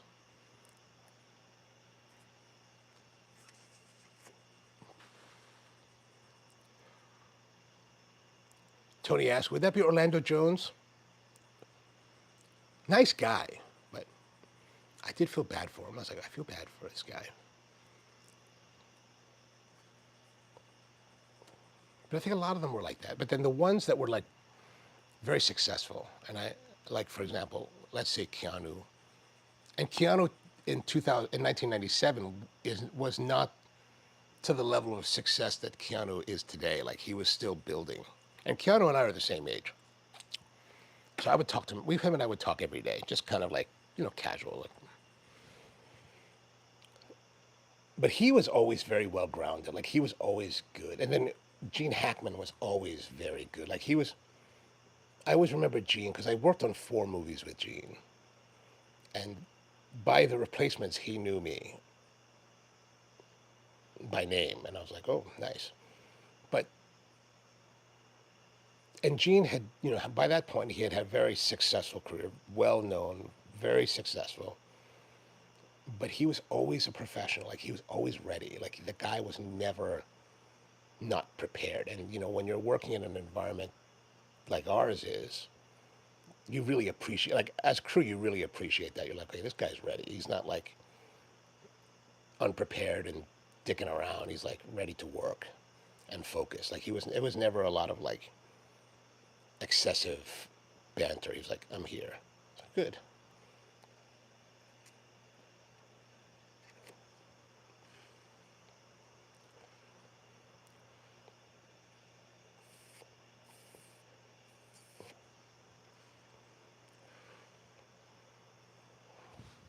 It's like what I think about my friend's sister, right?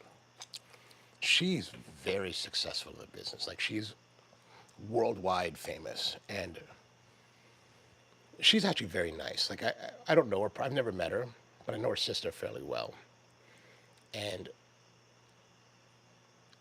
she's pretty well grounded herself. But like, man, I also sometimes can't feel a little bit bad for her because like she married a guy that was just a dickhead, right? Just dickhead. I was like, this guy's a dickhead. Like even her brother-in-law who married her sister, who's is actually how I know her because he's been a very good friend of mine since the first movie I ever worked on. And even he was like, he was always kind of tepid on that guy, and I was like, but you have so much success, and I felt a little bit bad because so much success, but like your personal life is a little bit rough because you're with a partner that's just not conducive to your work, right? And that's what I was surprised with, like with, Dolly Parton passed away. And I always wondered, like I never really wondered, but I never really knew either. But Dolly Parton was married. Dolly Parton was married for like 50 years. And I came across an article talking about that, and I forgot the guy's name, but they had been married for such a long time. But the guy, her husband, was so supportive and so respectful of what she did for a living that he never was in the way. Like he always was kind of in her background, supporting her, doing whatever she needed, helping her out, having his own career. He had his own career doing something completely out of entertainment because they met way before she got famous. And I read that and I was like, wow, that's really great. Like she had a really great marriage, despite being famous and very successful.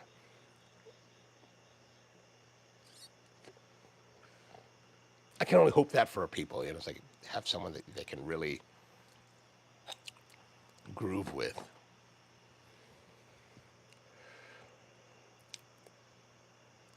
All right, let's do some scoring on this cigar. I think the cigar has performed excellent throughout, even though with the change, I still think the body and the flavor is still excellent. I mean, this is really got to be one of the better. I'm giving it, man. We're really at nines all the way across the board, which means that our final score for this cigar is 90. Right? That's usually lately in these cigars we've had, like they perform, but there's some parts of it that are inconsistent.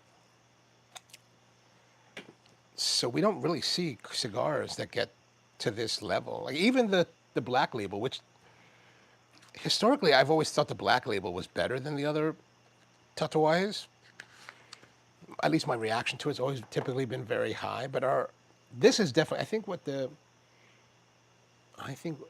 was it 85 we gave for the Black Label 20th anniversary.